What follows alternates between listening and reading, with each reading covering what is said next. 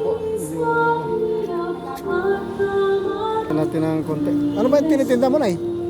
Wala po sa asma po. Ah, sa asma. May asma po kayo. Ah, Eh, mahal pa naman po. kaya po kayo ay nangingi. Opo, nangihingi po. Pasensya na po kayo sa sunod.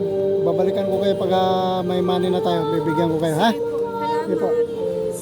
Pasensya na sa binigay ko sa iyo, ha? Medyo konti lang. Yan lang kaya kong maibigay. So guys, yung ano, matanda po. Kasi may asma po siya.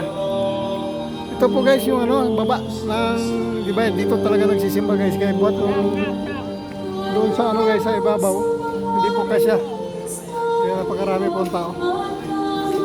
Kaya dito ginaganap yung misa. Ayan guys. Ayan guys. Salamat guys sa ano. Subaybay sa RPTV. Kaya guys, maraming tao guys.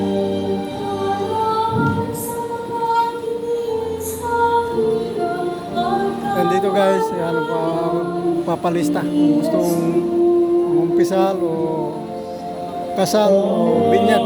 Yan po lista, area ng listahan.